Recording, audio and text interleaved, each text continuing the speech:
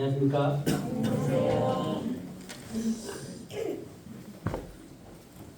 앞에 있는 화면을 띄우려고 띄운 게 아닌데 어쨌든 이렇게 먼저 띄워졌네요. 제 모습이 이렇게 잘생기지 않았는데 어느 날 GNTV를 보는데 앞 배경화면에 이렇게 나와 있더라고요. 그래서 야 괜찮네 이렇게 해서 캡처를 해서 쓰고 있습니다. 제가 이렇게 기도하는 동안에 문득 이렇게 떠오르는 감정이 있었는데 그 떠오르는 감정이 저희 집사람을 처음 만났을 때 설렌 것 같은 그런 첫사랑의 설렘이 잠깐 생각이 났습니다. 잠깐 그걸 좀 말씀을 드리고 처음 이곳에 남사 지역에 제가 온 것은 잘 아시다시피 전임 이사장이었던 한소연님께서 선한 사마리아원을 이렇게 운영을 하시면서 제가 있었던 대구 대명동 교회에서 학생들과 청년들이 선한 사마리아원에 와서 좀 봉사도 하고 또 같이 복음도 전하고 친구도 사귀면 좋겠다라고 해서 고등학교 시험을 치고 이렇게 설레는 마음으로 이렇게 친구들과 더불어 왔던 기억이 납니다. 그 이후에 저는 이제 동기들도 있었고 또 복음을 이제 일찍 구원을 받았으니까 다른 친구들이나 저보다 나이가 어린 고등학교 또 중학교 아이들에게 이제 복음을 전하면서 그 친구들이 하나님 앞에 이제 가까워지는 모습들을 보면서 시간만 나면 이렇게 이곳으로 이렇게 오게 되어졌습니다. 어느 날 제게 이제 왼쪽 무릎 위에 5cm 정도 이렇게 찢어진 상처가 있는데 그 이유는 어느 날 이제 대구에서 오산 이제 수원에서 기차를 내리고 수원에서 오산 가는 버스를 타고 오산에서 남사로 와서 남사에서 여기 들어오는 그렇게 버스를 타고 오다가 버스가 이 원 앞에서 급정거를 하는 바람에 제가 부딪히면서 이렇게 왼쪽 무릎이 이렇게 찢어졌어요. 그때 당시에 보니까 뼈가 보일 정도로 찢어졌어요. 한 5cm 정도. 그런데 저는 운전사한테 뭐 피가 나요, 아파요 이게 안 하고 빨리 내려서 막 원으로 막 뛰어가는 거예요. 근데 왼쪽에 보니까 피가 철철 넘치는 거죠. 그러면서 이제 수건으로 이렇게 칭칭 감으면서 그렇게 원에 와서 이제 있으니까 그때 당시에 스님님들이 이대로 두면 안 된다 이렇게 해서 강제로 오산 기독병원으로 가서 강제로 꾸며서 있다가 대구로 간 적이 있었습니다. 너무나 이렇게 아픈 것도 모를 정도로 너무나 이렇게 가고 싶은 곳, 또 만나고 싶은 사람들이 있는 곳. 오늘 왜 그 생각이 드냐면 차를 타고 이렇게 오는데 변한 게 많이 없구나 그런 생각이 들면서 이곳에서 또 이렇게 저를 불러주셔서 하나님에 대한 이 소식, 이 복음을 전할 수 있는 이 기회가 제가 35년이 넘었네요. 이런 기회가 있다는 것이 제게 감격스러웠습니다. 저는 이렇게 소개해 주셨던 대구 팔목로 교회에서 목회를 하고 있습니다. 지금 26년 차 이렇게 목회 생활을 하고 있는데요. 정말 이 목회 생활을 통해서 정말 하나님은 우리에게 주신 이 복음이 얼마나 놀라운가를 알게 되고 이 복음이야말로 우리에게 가장 복된 소식이다라는 것들을 시간이 지나면 지날수록 겪게 됩니다. 오늘 주제가 당면가제입니다. 주제가 당면가제. 뭐 우리 어린 친구는 당면가제가 무슨 뜻이지? 뭐 당면으로 무엇을 만드는가? 당면가제라는 건요. 요즘 이제 뉴스나 어떤 상황들을 보게 되면 사법개혁 지금 당면가제 어떻게 해야 될 것인가? 뭐 이렇게 자주 나옵니다. 이 당면가제라는 뜻은 현재 가장 시급하게 해결해야 할 중요한 문제를 말하고 있습니다. 자, 천천히 제가 다시 설명드리겠습니다. 현재 예. 우리가 발등에 불 떨어졌다 이렇게 어른들이 얘기하는데 이것은 지금 발등에 불이 떨어지면 어떻게 빨리 불을 꺼야 되잖아요. 이와 같이 현재 가장 시급한 그리고 우선적으로 중요하게 해결해야 될 문제를 우리는 당면과제라고 얘기합니다. 그래서 천천히 해도 되는 것, 나중에 해도 되는 것, 또 그렇게 중요하지 않는 것들을 당면과제라고 얘기하지 않고요. 하나님께서 이 성경을 통해서 우리가 지금 현재 가장 시급하게 해결해야 될 중요한 문제에 대해서 오늘 우리에게 말씀해 줍니다. 그래서 이 복음이 뭐냐? 우리에게 지금 주어진 가장 당면과제를 어떻게, 당면과제가 무엇인가를 일단 설명할 것이고 그 당면과제를 어떻게 해결할 것인가. 과제라는 게 숙제잖아요. 숙제를 어떻게 해결할 것인가에 대해서 성경은 명확한 답을 우리에게 말씀해 주고 있습니다. 그래서 오늘은 문제와 답을 함께 전해드리겠습니다. 성경에서 우리에게 무엇을 말씀하고 있고 또 거기에 대한 답이 무엇인가. 제가 복음집회 강사로 그렇게 인기 있는 건 아니지만 저를 이렇게 초청하셨던 분이 자주 초청하는 이유는 제 복음 시간을 길게 하지 않습니다. 짧지만 시청각자를 통해서 명확하게 이 시간 이 마음을 모아서 듣게 된다면 이 짧은 시간이지만 아주 놀라운 진리를 발견하게 될 것입니다. 제가 만약에 이제 말씀 시간이 길어졌다라고 하면 앉아 계신 분들이 집중을 안 하는 거예요. 집중을 하시면 짧은 시간에 시간이 아주 명확하게 전달될 것입니다. 자, 하나님께서 모든 인생에게 주신 세 가지 집이 있습니다. 이것은 사람이라면 모두에게 주어집니다. 이 경기도 집가 굉장히 비싸죠. 제가 말하고 있는 이 건물을 말하는 것이 아니라 하나님이 우리에게 주신 인생의 세 가지 집. 첫 번째 집이 바로 어머니의 배속집입니다. 배속집. 이 배속집은 10개월 정도 머물 수 있습니다. 엄마 품이 너무 좋아. 이렇게 해서 뭐 2년, 3년, 뭐 5년 이렇게 있을 수가 없어요. 물론 조금 일찍 태어날 수도 있고 조금 늦을 수는 있지만 대략 평균적으로 280일 정도 정도의 시간이 되면 이제 첫 번째 집을 벗어나야 됩니다. 자, 그러면 첫 번째 집에서는 우리가 손이 첫 번째 집은 필요 없어요. 엄마 뱃속에서는 무엇인가를 또 뭐 만지거나 일할 필요가 없잖아요. 또 눈도 필요 없어요. 코도 필요 없고요. 왜냐하면 어머니 탯줄을 통해서 충분하게 공급되어지기 때문에 첫 번째 집에서는 그렇게 손, 발, 뭐 눈썹, 뭐 눈 이런 것들이 크게 필요하지 않습니다. 심지어는 폐도 그렇게 중요하지 않아요.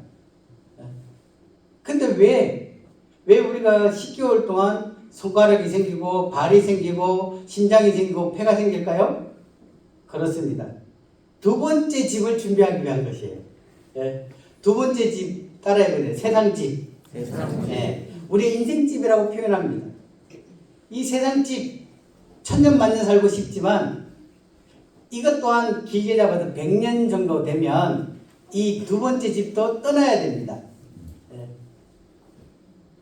아무리 좋다 해도 또 심지어는 그 100년째 못 사는 많은 분들이 있죠. 자, 그러면 우리가 첫 번째 집에서 준비하지 않으면 두 번째 집에서 평생 불편하게 삽니다. 제가 장애인 복지관에서 봉사활동을 13년간을 했습니다. 13년간. 그래서 뭐 보건복지부 장관상도 받았고요. 나름대로 이제 제가 갖고 있는 이 탤런트나 재능들을 봉사하는 일에 썼는데 거기에 보면 태어나면서부터 장애를 갖고 태어나는 친구들이 간혹 있습니다. 뭐 통계 자료에 보면 뭐 7% 뭐 이렇게 그리고 93%는 이제 태어나고 난 이후에 뭐 교통사고나 아니면 불의의 사고로 장애가 되지만 그래서 우리가 자폐, 지적장애 이런 경우는 태어나면서부터 가지게 되고요. 어떤 친구는 이 손이 짧은 친구, 어떤 친구는 눈이 한 벌 된 친구, 뭐 여러 친구들이 있더라고요. 뭐 소아 관련되어 있는 어떤 장애 아이들 같은 경우는 원인은 잘 모르겠지만 부모들이 굉장히 미안해요. 내가 이 아이를 가졌을 때 놀라지 않았으면, 아니면 어떤 음식을 주의했으면, 아니면 내가 어떻게 했으면 이 아이가 건강하게 태어나서 두 번째 집인 이 인생의 100년의 시간을 불편함 없이 살았을 걸이라고 후회합니다. 그죠? 자, 첫 번째 집이 두 번째 집을 준비하던, 두 번째 집은 또 이게 인생의 끝이냐? 아닙니다. 세 번째 집인 영원이라는 집을 하나님 우리에게 주셨어요. 그래서 이 두 번째 집에서 우리가 무엇을 준비하느냐에 따라서 영원한 집에서 우리가 살게 되는데, 성경에는 영벌과 영생으로 나눠집니다. 중간은 없습니다. 다시 말하면 영원토록 고통 가운데 삶을 살 것이냐, 아니면 영원토록 행복한 삶을 살 것인가가 이 두 번째 집의 이 시간을 어떻게 준비하느냐에 따라서 우리가 영원이라는 삶이 달라지는 것입니다. 전도서 3장 1절에 보게 되면요, 하나님께서 모든 것을 지으시되, 하나님이 모든 것을 지으셨어요. 때를 따라 아름답게 하셨고요, 또 사람들에게는 영원을 사모하는 마음을 주셨습니다. 그래서 우리가 영원이라는 시간에 대해서 우리 마음에 사모하는 마음이 있습니다. 하지만 여기 성경 보면 그러나 하나님이 하시는 일의 시종을, 시작과 마지막이에요. 언제 시작되고 언제 끝나는가에 대해서는 사람으로는 청량할 수 없겠습니다. 다시 말하면 우리가 언제 우리의 인생이 여기까지입니다 라는 것들을 사람으로는 알지 못하게 하셨어요. 그럼 다르게 표현하면 언제든지 우리의 마지막은 우리의 결정된 것이 아니라 하나님에 의해서 결정될 수 있다 라는 것입니다. 자, 여기에 주인공이 누구냐면 우리가 잘 알고 있는 진시황입니다.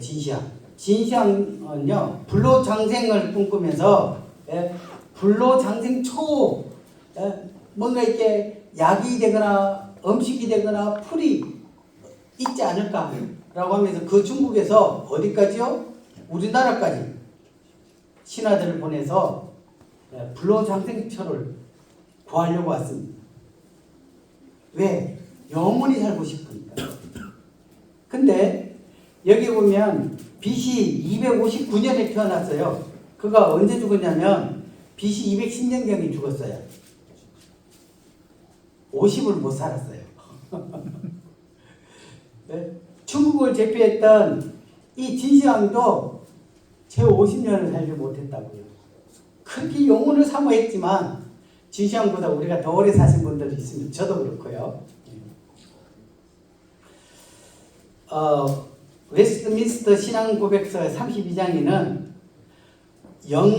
불멸의 생존을 누리는 사람의 영혼은 그것을 주신 하나님께로 곧장 되돌아간다, 이렇게 설명하고 있는데, 이 불멸의 생존이라는 것은 사람은 멸하거나 죽지 않습니다. 사람의 영혼은요, 영원토록 생존합니다. 근데 이 사람의 영혼은 어디로 가게 되냐면은 그것을 주신 하나님께로 돌아가게 된다. 하나님이 여기까지라고 얘기하게 되면 거기까지라는 것입니다. 자, 좀 더 구체적으로 말씀을 드리기를 원합니다. 자, 같이 한번 히브리서 3장 4절을 한번 읽어보겠습니다. 집마다 시작. 집마다 지어지가 있으니 만물을 지으시는 하나님이시니라. 네. 저는 저기 옆에 있는 CTI 건물을 지을 때 있었습니다.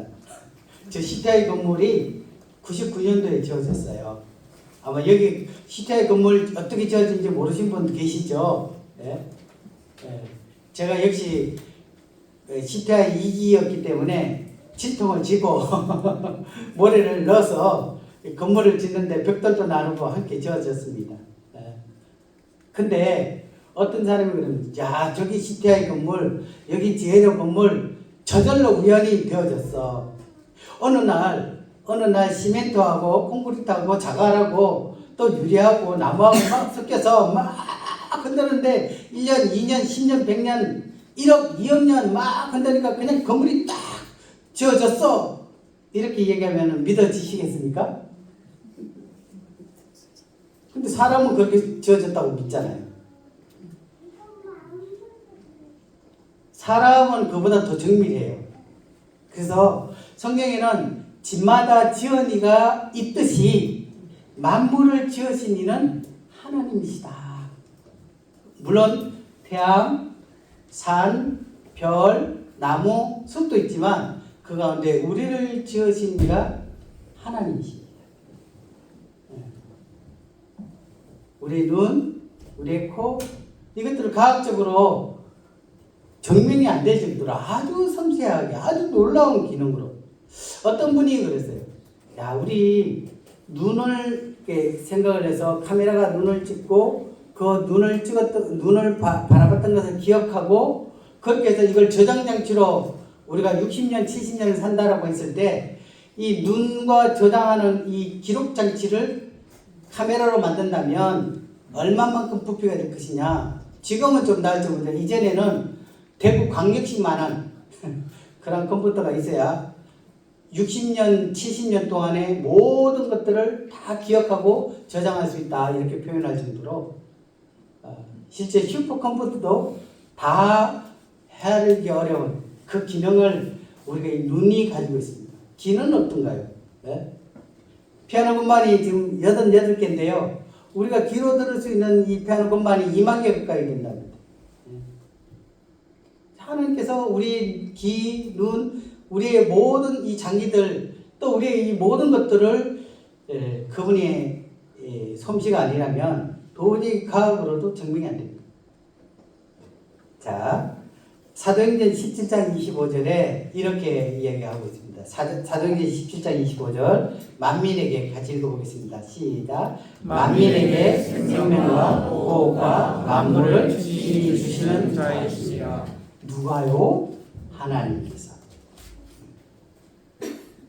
하나님께서 모든 인생에게 모든 사람에게 생명을 주셨고요. 호흡을 주셨고요. 만물, 비, 햇볕, 공기 이런 사람이 살아갈 수 있는 모든 필요한 것들을 하나님께서 주셨습니다. 저는 거의 한 5, 6년 정도 됐나요? 저도 뭐 아버지가 돌아가신 지가 시간이 그렇게 되어졌는데 저희 아버님께서 이제 돌아가실 때 이제 돌아가신 줄 제가 몰랐어요. 그러니까 아버지가 편찮다해서 저희 가족들이 모였는데 저는 아버지가 그때 돌아가실 줄은 몰랐어요. 그래서 이 누님이 저희를 막 사진을 동영상을 찍었어요. 제가 아버지 옆에서 막 V자하고 막 이렇게 네? 그렇게 하면서 그게 마지막 모습인지는 몰랐어요. 그런데 마지막에 아버지께서 숨을 쉬는데 참 호흡을 하는 것이 그렇게 힘든지 몰랐습니다. 마지막 숨 한 번을 내쉬고 들어 마시는데 온 이마에 땀이 비 오듯 흐르고요. 아주 마지막까지 그 숨 한 번 쉬기 위해서 온 힘을 다하는 아버지의 모습을 보면서 전 자면서도 호흡을 하잖아요. 그래서 이 호흡을 하는 순간에 쪼르륵 소리가 딱 나는데 그게 아버지 마지막 호흡이었어요.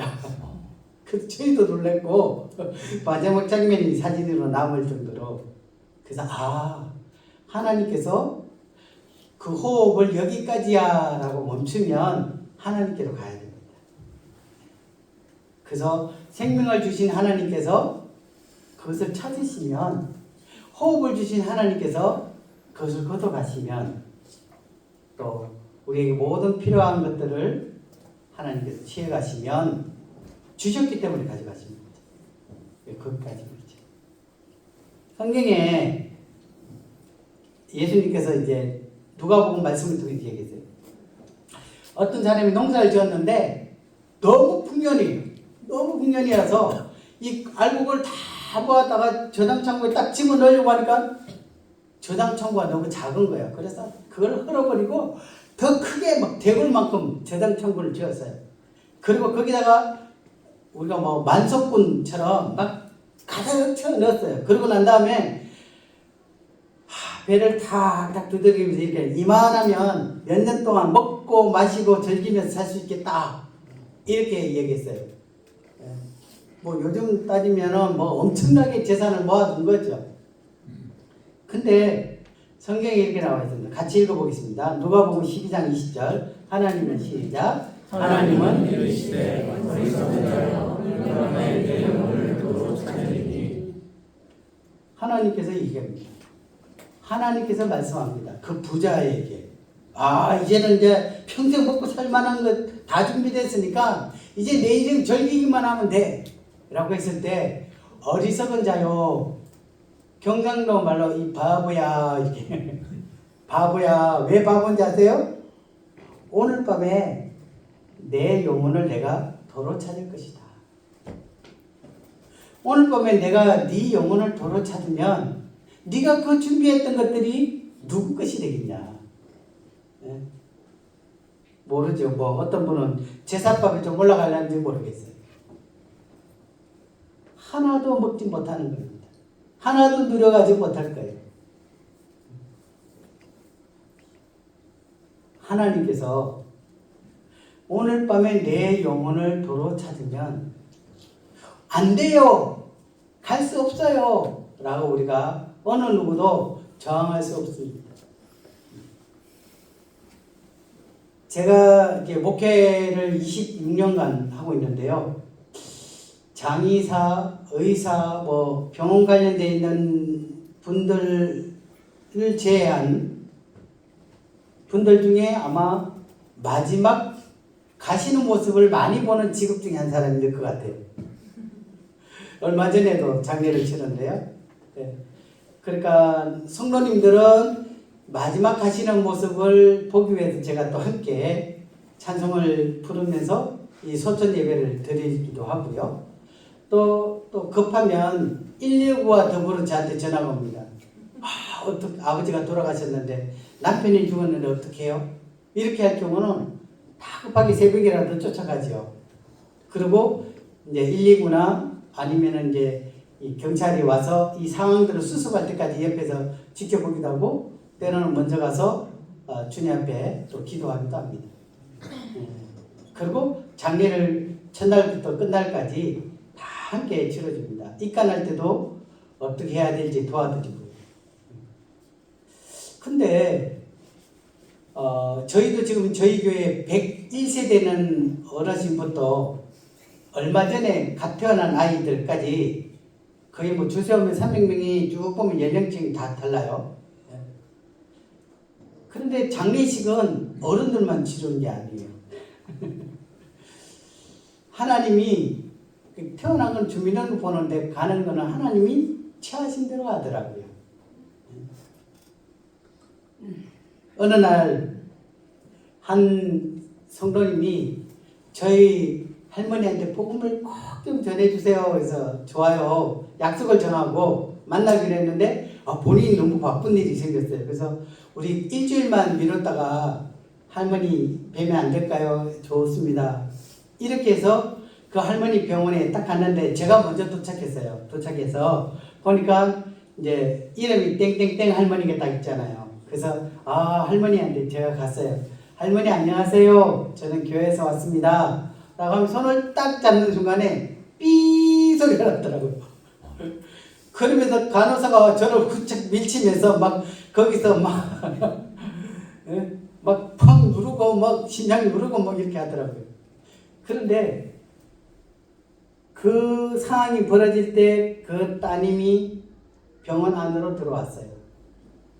그러면서 고개를 들지 못하더라고요. 저도 말 한마디 못 붙이고 거기서 그냥 성경 가방을 든 채 나왔습니다. 그러면서 우리가 기다려주지 않구나. 하나님이 우리 영혼을 도로 찾는다는 것은 나이가 들어서 아니라 지금 이 순간에도 2.5초에 한 명씩 한 명씩 영혼들이 죽음을 맞습니다. 근데 제가요, 여기 경로캠프에 오셔서 같이 경로캠프에 150분에서 200분 정도 계시는데요. 평균 연령이 83세에서 90세까지 돼요. 내년에 다시 뵙겠습니다 이렇게 얘기하지만 실제 내년에 다시 못 뵙는 분이 상당히 많이 계십니다. 그죠? 그래서 많은 소식을 듣게 돼요. 근데 어르신뿐만 아니라 많은 다양한 분들이 하나님께서 도로 찾으면 우리는 하나님께로 갈 수밖에 없다는 것입니다. 자, 당면과제 무슨 뜻이라고요? 현재 가장 심하게 해결해야 될 중요한 문제가 뭐냐? 바로 하나님 만날 준비가 되어 있는 것. 하나님께 지금 우리를 부르시면, 오늘 밤에 우리를 부르시면 조금 더 여유를 가져서 하나님이 좀 더 몇 달 뒤에, 일주일 뒤에 우리를 부르시면 우리는 하나님을 만날 준비가 되어 있습니다. 성경에는요, 한 번 죽는 것은 사람에게 정해진 것이요 그 후에는 심판이 있으리니. 우리가 노란 것이는 다 알아요. 절대 사람은 한 번도 안 죽습니다. 나는 절대 죽지 않을 거예요 라고 이야기할 사람이 아무도 없을 것입니다. 왜? 우리 할아버지도 그러했고 우리 할아버지의 아버지도 그러했고 또한 우리가 주변에 있는 모든 사람들이 죽음을 맞는 것을 통해서 언젠가는 한 번은 우리는 죽음을 맞이할 것이다 라는 것들을 부인하지 않습니다. 조금 더디 갔냐 일찍 갔냐. 그래서 한 번 죽는 것은 사람에게 정해진 것이요 라고 하는 하나님 말씀에 대해서 부인하지 않습니다. 그런데 그 뒤에 흰색 글씨에 대해서는 깨우뚱거립니다. 자, 그 후에는 같이 읽어볼까요? 그 후에는 시작. 그 후에는 심판이 있으니. 우리가 초상을 치릅니다. 그리고 죽음이 끝이었으면 좋은데 죽음이 끝이 아닙니다. 죽음 이후에요, 심판이 있다. 심판이 있다는 것은 우리가 판단을 한다는 것입니다. 네? 그래서 재판관이 이 죄를 지었던 사람들을 보면서 그가 무슨 잘못을 했는지 하나 그 행동에 대해서 판단하듯 언젠가는 우리가 죽음 이후에 모든 사람이 하나님 앞에 서게 될 것입니다. 모든 사람이 반드시 죽음을 경험하게 될 것이고요. 죽음 이후에 그 영혼을 주신 하나님 앞에 우리는 서게 될 것입니다. 그리고 그 하나님께서 우리 각자에게 우리가 어떻게 삶을 살았는가에 대해서 하나님은 조목조목 그것들을 판단하십니다. 그래서 이 우리에게 주어졌던 이 100년의 인생 집 가운데서 영혼을 준비했느냐, 하나님 만날 준비가 되어 있느냐, 아니면 먹고 살기 위해서 그냥 남들 살아가는 대로 그냥 살다 보니 그렇게 해서 하나님 만날 준비가 되어 있지 않는 그것에 대해서 하나님은 우리에게 물으십니다.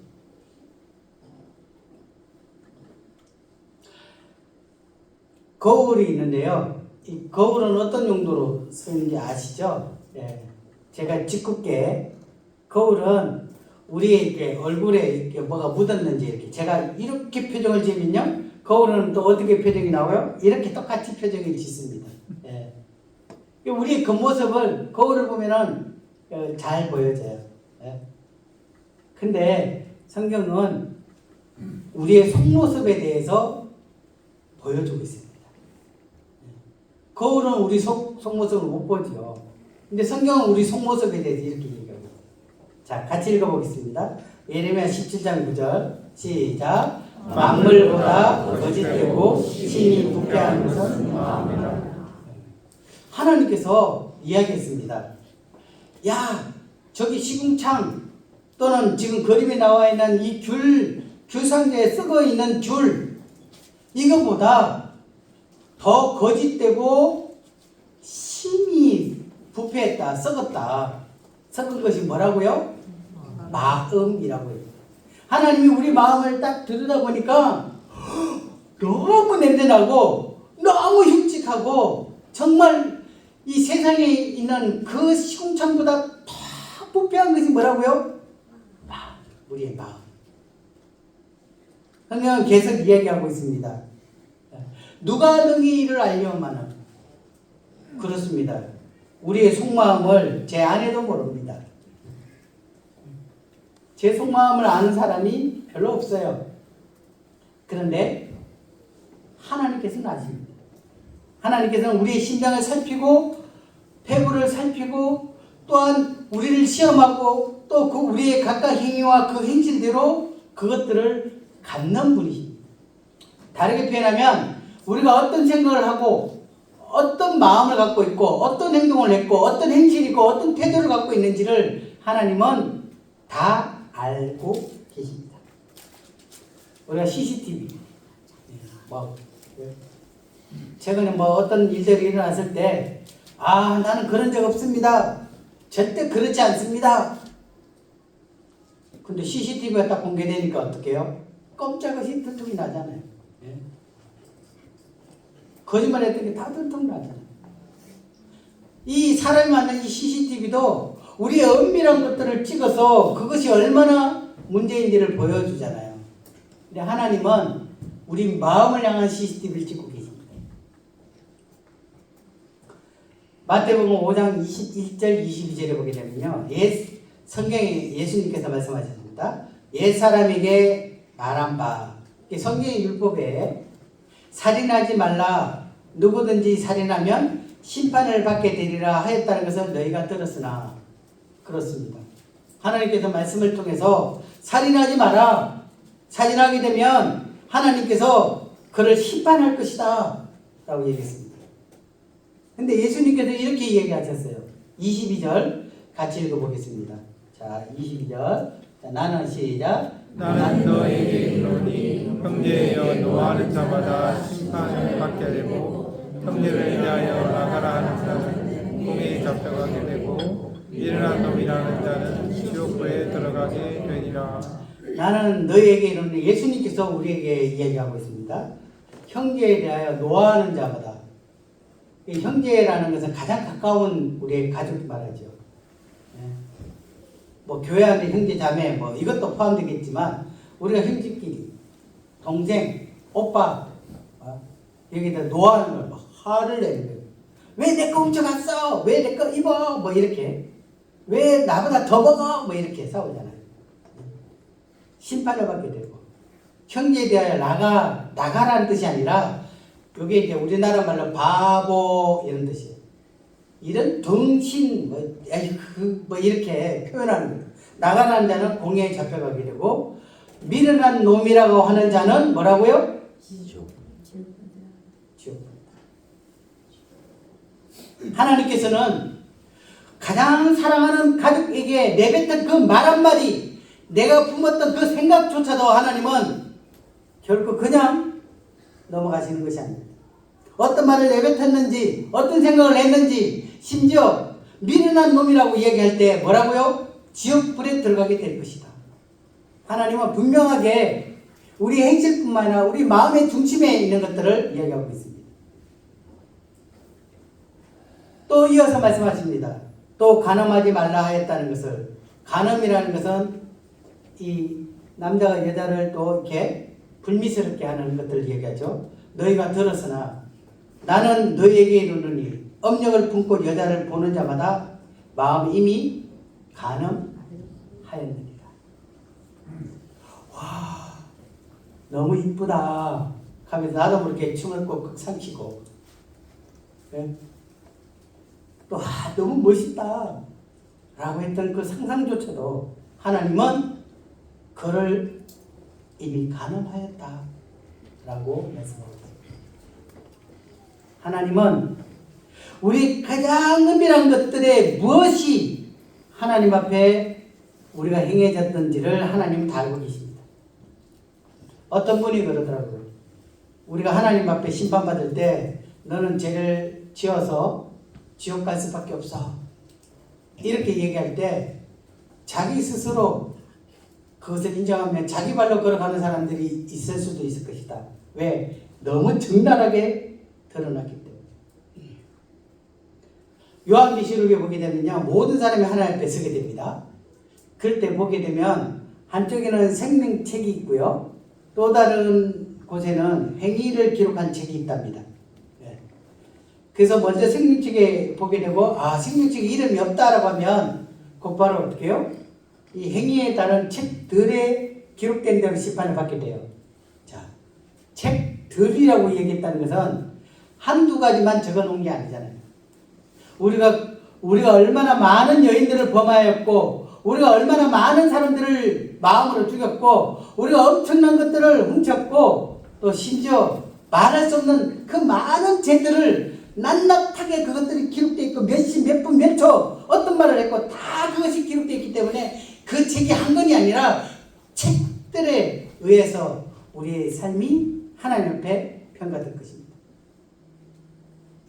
저는 제일 무서운 말이요, 우리 막 지존파 이런 거, 지존파가 뭐냐면 사람 막 이유 없이 죽이고, 심지어는 사람을 뜯어서 씹으면서 사람을 뜯어먹는 그 나쁜 사람을 향해서 우리는 이야기합니다. 천벌을 받은 사람, 이게 천벌을 받아요. 천벌. 하나님께서 벌 주기를 바랍니다.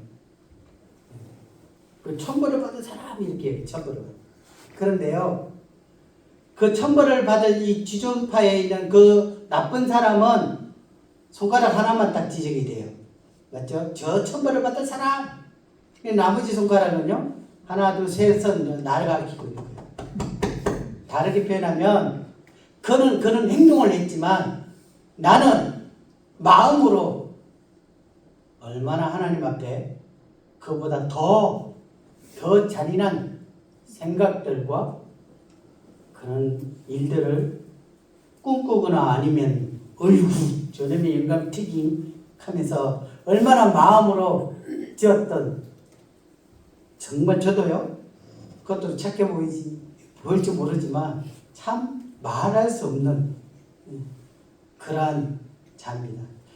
제가 여기서 옷을 벗으면 부끄럽잖아요. 근데 제 속을 벗으면요, 저는 여기 서 있을 수 없을 만큼 형편없는 죄인입니다. 엄밀한 중에 보시는 하나님께서 갚으십니다. 하나님 분명히 여러분들이 어떠하다는 것들을 하나님 분명히 심판하시고 갚으실 것입니다. 그 천벌이 그에게만 이루어진 것이 아니라 나에게도 하나님에서 하늘의 벌이 내 가운데 일어날 수 있다는 것들을 우리는 이 시간 정직한 마음으로 하나님 앞에 회개해야 됩니다. 하나님, 저는 죄인입니다. 그것만 죄일까요? 포장된 나의 어떤 선행, 신분, 종교적인 행위, 학벌, 자선하는 것, 봉사하는 것, 겸손한 것, 이렇게 그 모습이 아니라 하나님은 우리의 약한 생각, 엄난, 미움, 욕심, 헐기는 것, 거짓말, 불효하는 것, 이 모든 교만한 이 모든 것들을 하나님은 우리의 중심을 보시고 있다는 것들을 기억하실 겁니다. 그래서 성경은 죄의 값은 사망이요, 죄를 지으면 죽음을 통해서 그 값을 요구하십니다.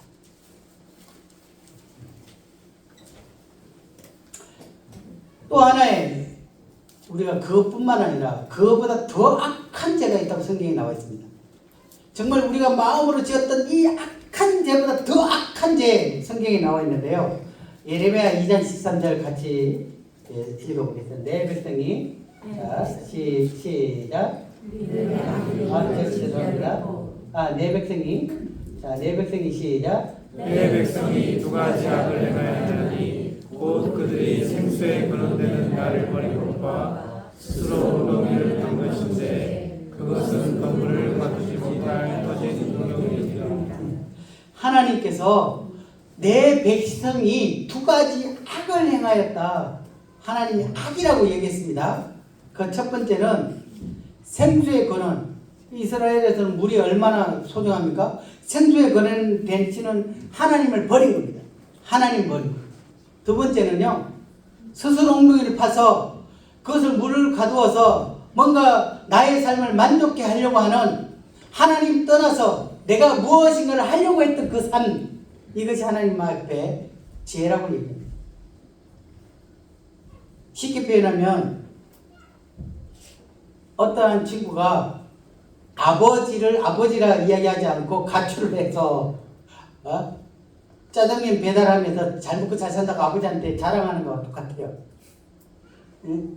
아버지를 아버지를 인정하지 않고 아버지를 버린 것, 이것도 아버지 입장에서는 용납할 수 없는 거예요. 뭐 지갑에 돈 좀 훔쳐가고 공부 못하고 이것은 어느 정도 참을만 해요. 근데 아버지를 당신 내 아버지야 라고 얘기하면서 아버지를 아버지라 인정하지 않고 차라리 내 주먹을 믿지, 내 인생은 나의 것 하면서 생수의 근원 하나님을 버리고, 또 그 하나님을 버린 이후에 그냥 혼자 잘 먹고 잘 살 수 있다고 그렇게 노력하는 겁니다.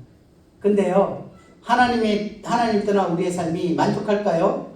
터진 웅덩이와 같습니다. 아무리 채우려가지고는 결코 만족이 안 되지 않습니다. 그래서 하나님 앞에 두 가지, 생수에 거론된 하나님을 버린 것, 그리고 스스로 웅덩이를 판 것입니다. 그래서 예레미야 2장 19절에는 네 악이 너를 징계하고 너의 그러한 것들이 너를 징계할 것이고 내 반역이 너를 책망할 것이다. 그런즉 내 하나님 여호와를 버린 것과 내 속에 나를 경외함이 없는 것이 악이요 고통인 줄 알아라 라고 얘기합니다. 여기에 눈에 띄는 단어가 있습니다. 반역이라고 되어 있습니다. 하나님을 버린 것, 하나님 떠나서 내 나름대로 내 생각대로 살아갔던 그 삶에 대해서 하나님은 반역이라고 얘기합니다. 반역. 세종대왕 굉장히 좋으신 성분이죠. 근데 세종대왕도 용납하지 못하는 죄가 있습니다. 바로 모반죄, 반역죄입니다. 반역죄. 실제 세종시대에도요, 당시의 법조인인 경제집종과 대명률에 의해서 처벌이 이루어졌던 기록이 남아있습니다. 아무리 성문인 세종대왕도 다른 모든 것들은 은혜를 베풀 수 있지만 자기를 왕으로 인정하지 않는 이것에 대해서는 반역죄로 그를 삼족을 멸하는 능지처참의 사형을 내릴 수밖에 없다는 것입니다. 그래서 심지어 너는 죽어 마땅하도다 하면 사형을 딱 내리잖아요. 그러면 우리 사극에 보면 어떡합니까? 왕한테 절을 합니다. 사역을 내려주셔서 감사합니다. 어명요 감사합니다 하고 사역들을 마칩니다. 죽지요. 네? 심지어 죽어라라는 이 명령도 감사합니다라고 함부로 거역하지 못하는 거예요. 근데 우리가 하나님에 대해서 어떠했습니까? 우리 인생의 진정한 주인이 하나님이셨는데, 하나님이 주셨고 하나님께서 그것들을 우리 인생을 이끌어 가셔야 되는데, 어느 순간에 하나님이 아닌 내가 하나님 자리에 끼어차면서 하나님 어디 있어? 라고 하면서 내 인생은 나의 것 살아왔던 이것은 하나님을 업신여긴 것입니다. 하나님을 하나님으로 인정하지 않고 하나님을 주인으로 인정하고 하나님을 왕으로 인정하지 않는 이 반역입니다. 반역. 이것은 우리가 형제를 미워하고 사람을 죽이고 어떠한 것보다 더 용납할 수 없는 것이 하나님 앞에 큰 죄입니다. C.S. 루이스는 이야기합니다. 이 세상에 누구도 피할 수 없는 죄는 하나님 없이 살 수 있다는 교만이다. 사실상 하나님께서 모든 것들을 주셨기 때문에 생명도 주고 호흡도 주고 비도 주고 공기도 주고 먹을 것도 주고 하나님께서 건강도 주시고 우리 모든 것들을 주셨음에도 불구하고 하나님 눈에 보이지 않는다라고 하면서 그렇게 살아가는, 여기의 말씀처럼 하나님께서 이렇게 얘기합니다. 하늘이여 들으라. 하나님께 가슴을 치면서 얘기합니다. 땅이여 귀를 기울이라. 여호와께서 말씀하시기를 내가 자식을 양육하였거늘 그들이 나를 거역하였도다. 누가요? 바로 여러분, 제 자신이 하나님께 그렇게 살았습니다. 짐승은 그 임자를 알고 낙이는 그 주인의 구유를 알고만은 밥 주면요 주인한테 고맙다고 그러죠. 밥 주는 주인 깨물지 않잖아요. 꼬리칩니다 짐승들도. 근데 이스라엘은 아니 우리들은 알지 못하고 나의 백성은 깨닫지 못하는도다. 이렇게 하나님께서 가슴을 치십니다. 슬프다 범죄한 나라여 허물린 백성이요 행악의 종자요 행위가 부패한 자식이로다. 그들이 여호와를 버리며 이스라엘의 거룩한 일을 빨간 것이요 시작 만월이 여겨 멀리하고 물러갑니다. 만월이 여기 없는 것처럼 생각. 먼지 티끌보다 더 누구에 대해서 하나님에 대해서 그러면서 살아왔던 것입니다. 이러했던 우리가 하나님 앞에 서게 될 때 하나님은 이 모든 것들을 묻습니다. 자, 로마서 1장 21절요. 하나님을 알되 시작. 하나님을 알되 하나님을 영원하고 아니하며 감사하지도 아니하고 오히려 그 생각이 무망하였으며 일어난 마음이 어두워졌나니. 하나님을 알되 하나님을 영화롭게도 아니하고 감사하지도 아니하고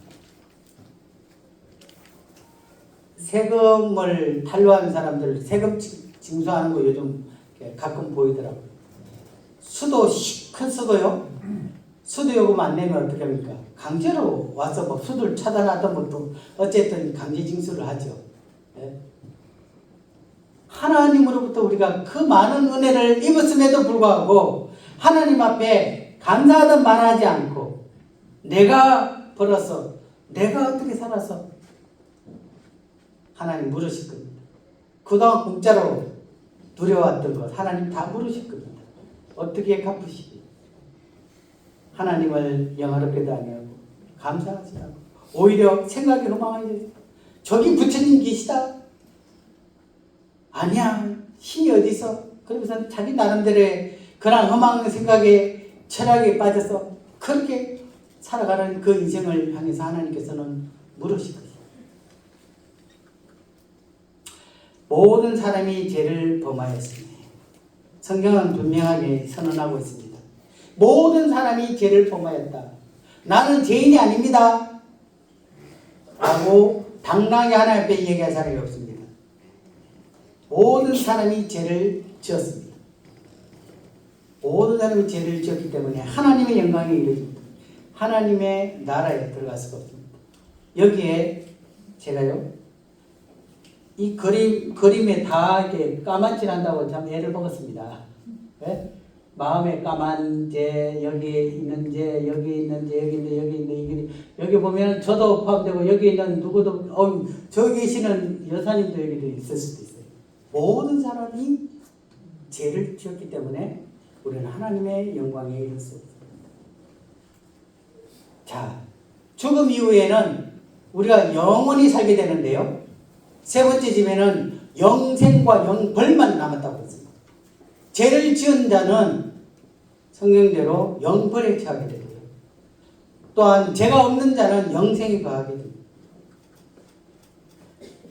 어른들을 보면은 가끔 그 얘기입니다. 야, 우린 죽으면 황천길 간다. 제가 이 이야기 듣고 손가락치게 놀랐습니다. 황천길이 누르왕자 내천자잖아요. 사람이 죽은 뒤에 그 혼이 가서 산다고 하는 세상에 가는 길이 황천길입니다. 그 성경에 황천길이 있을까요? 네. 성경에 황천길이 있습니다. 불바다입니다. 불바다. 불못이 바로 황천길입니다. 황천길. 너나 내나 황천길 간다. 이게 좋은 뜻이 아니에요. 너나 나나 우리 사람 죽으면요. 사람이 죽었습니다. 죽어서자 사람이 자 사인신고하라고 하는데요. 사인신고 안 하죠. 사망신고합니다. 사망신고. 죽어서 망했다. 아이고 죽어서 망했다. 이렇게 죽어서 망했다. 네? 네? 죽어서 망한 신고하러 가는 겁니다. 황천길 가는 거 좋아하면 안 됩니다. 가서는 안 될 길입니다. 그 길이 얼마나 무서운지 아십니까? 제가 여기 좀 끔찍하지만 동영상 하나를 보기로 원합니다. 홀로 남겨진 아들은 외로운 사투를 벌이고 있다.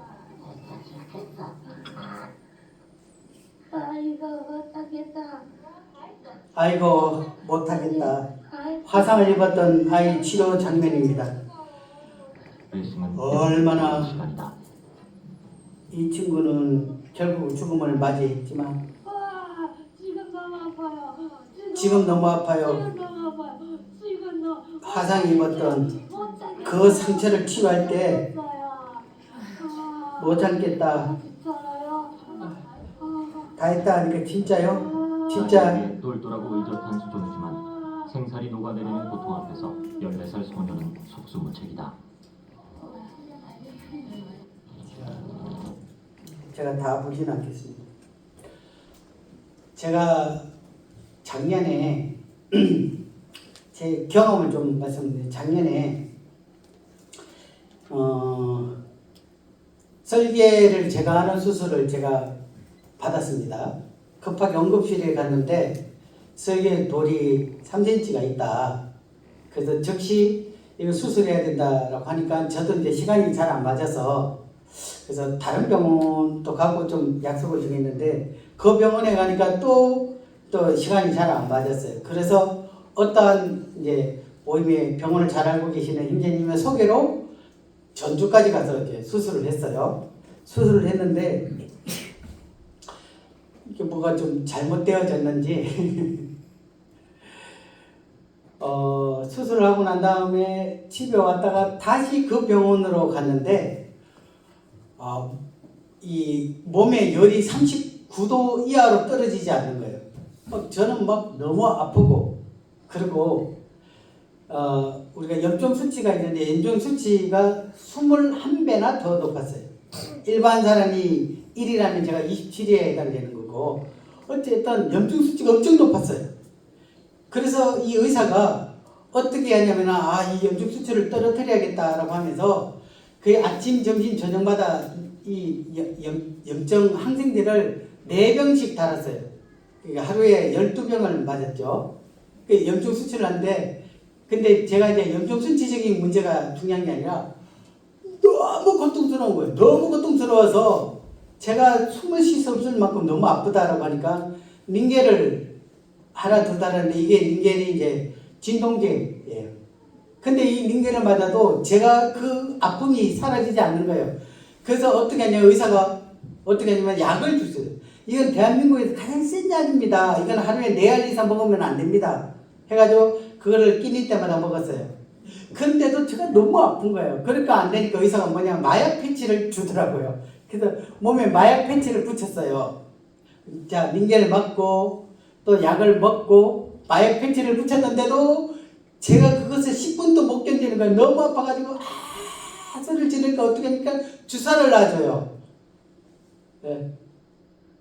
제가 고통이라는 게 이렇구나. 네. 근데 그 주사도 15분밖에 안 가요. 15분밖에. 근데 제가 일주일 동안 일어서지도 못하고 앉지도 못하고 눕지도 못하고 이렇게 의자에 앉아가지고 시체처럼 떨면서 제가 이를 물으면서 도저히 못 참으면 간호사를 불러서 주사를 맞으면 15분 동안 유일하게 잠깐 눈을 붙이거나 잠깐 숨을 쉴 수 있어요. 또 15분이 지나면 또 하면서 이 고통이라는 게 어떻다는 걸 아주 그냥 일주일 동안 절실하게 참 이런 표현하면 안 되지. 죽는 것이 더 낫지 않을까라고 할 정도로 막 하는데 다행히 갑자기 항생제가 먹혀 들어가서 제가 염증 수치가 딱 떨어지면서 제가 그때서 겨우 침대에 누울 수가 있었습니다. 그러고 난 이후에 이제 퇴원을 했는데 제가 말씀드린 거는 제가 겪는 이 고통, 제가 방금 얘기했던 붙이고 주사 맞고 먹고 얘도 이 마지막 말기암 환자에게 주어지는 고통이라고 그러대요. 그렇게 막한 이 고통도 화상의 고통에 비하면 아무것도 아닌 거예요.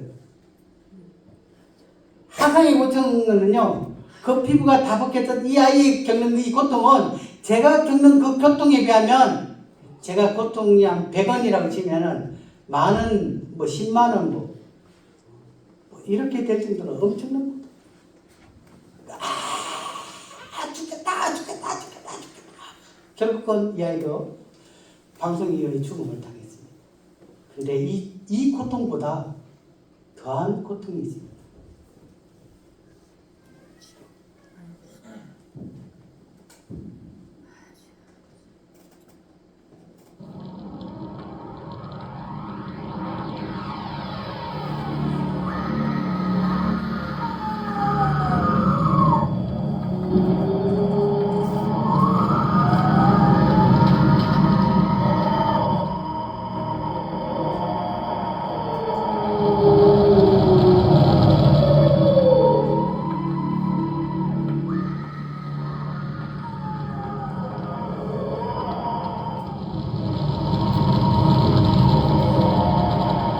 만일 내 손이 너를 범죄하고는 찍어버리라. 불구자로 용승에 들어가는 것이 두 손을 가지고 지옥 꺼지지 않는 불에 들어가는 것보다 나으리라.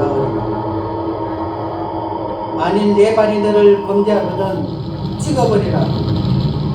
쫄뚝발이로 용승에 들어가는 것이 두 발을 가지고 지옥에 던지는 것보다 나으리라. 만일 내 눈이 너를 범죄하거든 빼어버리라. 한눈으로 하나님 나라에 들어가는 것이 두 눈을 가지고 지옥에 던져오는 것보다 나으리라. 거기는 구더기도 죽지 않고 불도 꺼지지 아니하느니라. 사람마다 불러서 소금 친담을 받으리라.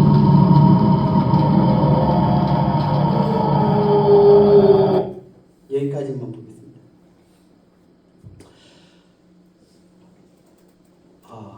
사람마다 거기서 소금 칠담을 받으리라. 어릴 때 장난삼아 소금을 이렇게 불쑤시개 불에 탁 던져놓으면 소금이 탁 튀잖아요. 그거 같이 얼마나 뜨거웠으며 얼마나 고통스러웠으며 뜨거워서 견디질 못해서 팔짝 차라리 불이라도 꺼지면 괜찮은데, 아니 내가 죽으면 괜찮은데 구더기도 죽지 않고 불도 꺼지지 않는 그곳에서 영원토록, 영원이라는 단어를요 우리 굉장히 단순하게 생각해요. 여기 인천 앞바다에 그 바닷물이 숟가락으로 퍼습니다. 퍼가지고 하나씩 폈는데 1년, 2년, 3년, 4년, 100년, 1000년, 1억, 10억 뭐 어쨌든 언젠가는 폈는데 그 인천 앞바다의 물이 다 숟가락으로 다 펀던 그 날이 있을 거예요. 뭐 예를 들어서 5억 년 걸렸다 치더라고요. 그 5억 년이 영생에 비하면 찰나밖에 안 되는 겁니다. 우리가 영원히 사는 것에 비하면 그 한 찰나밖에 안 되는, 하루도 안 되는 그 시간이 인천의 앞바다에 숟가락으로 물퍼가 없어지는 것들이 이 시간이 영원에 비하면 한순간밖에 안 되는 거예요. 다시 말하면 우리가 그곳에서 고통받을 그 시간은 우리가 상상할 수 없는 그 엄청난 시간 동안 영원토록 고통을 당하는 것입니다. 하나님은 모든 사람이 구원을 받기를 원합니다. 하나님은 모든 사람이 그 지옥에 들어가는 걸 원하지 않습니다. 여기에는 단 한 사람도 하나님은 그 심판을 받기를 원하지 않습니다. 하나님은 왜 이것을 우리에게 말씀하냐? 거기에 가서는 안 된다. 눈을 뽑았어도 팔을 잘랐어도 다리를 잘랐어라도 그곳에 가면 안 된다. 왜 지옥에 던졌는지 아십니까? 안 들어가려고 바라가니까 천사들에 의해서 쳐넣는 겁니다. 왜? 죄를 지었기 때문에. 그래서 하나님은 지금 우리에게 출교하고 있습니다. 여기 있는 단 한 번도 그곳에 영원한 멸망인 그 지옥에 가서는 안 된다. 가기를 원하고 있지 않습니다. 하나님은 여기 있는 모든 사람이 구원을 받기를 원합니다. 지금 이 순간 이 문제를 당면과제를 속히 해결하기를 원하십니다. 자, 자, 이제 말씀을 마치도록 하겠습니다. 요한복음 3장 16절 17절을 함께 읽겠습니다. 자, 하나님이 시작. 하나님이 세상을 이처럼 사랑하사 생명을 주셨으니 믿는 그를 믿는 자마다 멸망하지 않고 영생을 얻게 하려 하시니라. 하나님이 그 아들을 세상에 보내신 것은 세상을 심판하려 하시니 아니요 그로 말미암아 세상의 구원을 얻게 하려 하시니라. 하나님이 여러분들을 나를 자기 이름 한번 더 볼게요. 세상에 하나님이 손창현이니까 손창현을 이처럼 사랑하사 자기 이름 한번 더 보겠습니다. 하나님 시작. 하나님이 손창현을 이처럼 사랑하사 독생자를 주셨으니 이는 그를 믿는 자마다 멸망을 받지 않고 영생을 얻게 하려 하시니라. 하나님은 여러분들을 사랑하십니다. 여러분을 사랑하셨기 때문에 독생하신 예수님을 주셨습니다. 주셨다는 것, 십자가에 못 박았다는 것입니다. 그래서 여러분들이 예수 그리스도를 믿는다면 멸망하지 않고 지옥 가지 않고 영생을 얻게 하기 위해서 하나님은 그 아들 예수님을 주셨습니다. 조금 전에 읽었던 7절에 보게 되면 하나님이 그 아들을 예수님을 이 땅 가운데 보내신 것은 여기 있는 여러분들을 심판하려 하심이 아닙니다. 예수님으로 말미암아 구원받게 하려는 것입니다. 여러분 이걸 왜 거절하십니까? 여러분 이것을 외면하게 된다면 여러분에게 더 이상 하나님의 은혜가 머물 수가 없습니다. 하나님은 여러분들이 그 지옥을 향해 달려가는 그 길 가운데 예수 그리스도를 통해서 팔을 펼치면서 더 이상 그곳에 가지 않기 위해 자신이 그곳에 그 고통을 당하셨던 것입니다. 하나님이 여러분들을 사랑하셔서 독생하신 아드님 예수님을 여러분의 죄값을 위해서 예수님을 주셨습니다. 왜? 멸망하지 않고 그 지옥에 가지 않게 하기 위해서. 우리의 죄가 얼마나 무서운지, 그 지옥이 얼마나 고통스러운지 하나님은 그 아들을 주시면서 가서는 안 된다. 그곳에 가서는 안 된다. 라고 하시면서 그 아들을 내어주셨다는 것을 기억하시기 바랍니다. 내일 왜 예수님께서 이 땅에 오셔야만 되는지에 대해서 말씀을 전하기를 바랍니다. 여러분 내일 반드시 오십시오. 정말 말 그대로 여러분들이 여기서 멈춰진다면 하나님이 우리에게 주신 정말 놀라운 은혜를 여러분 그리는 것입니다. 내일 이 시간을 통해서 왜 예수님께서 이 땅에 오셔야만 되는지에 대해서 우리가 말씀을 통해서 다시 한번 하나님 우리에게 주신 이 진정한 구원, 그 지옥 가지 않고 하나님 주신 그 아름다운 나라를 갈 수 있는 그 놀라운 그 말씀의 그 진리가, 이 복음의 소식이 내일 선포될 것입니다. 기도하고 마치겠습니다. 아버지 하나님, 오늘 오신 모든 분들에게 하나님의 놀라운 이 복음의 소식이 전해지길 원합니다. 주님, 우리가 얼마나 하나님 앞에 죄인이며 영원한 심판을 받을 수밖에 없는 그 지옥 불고덩이 속에서 고통스럽게 이를 갈며 슬피우며 영원토록 고통받을 수밖에 없는 저희들이었다는 것을 보게 되었습니다. 하나님, 저희 한 사람도 그곳에 들어가서 고통당하지 않기를, 멸망치 않기를 바라시고 계신 것을 보게 됩니다. 이 참 진리의 이 복음이 내일 선포될 것이온데 단 한 분도 그 진리의 선포된 말씀을 듣지 못하는 이가 없도록 우리 생명을 보존해 주시고 저희들의 발걸음을 또 한번 이곳 가운데 보내주시기 원합니다. 우리에게 이 놀라운 은혜의 복음을 들을 수 있는 이 시간을 허락해 주신 주님께 감사를 드리며 예수님 이름으로 기도를 드립니다. 아멘.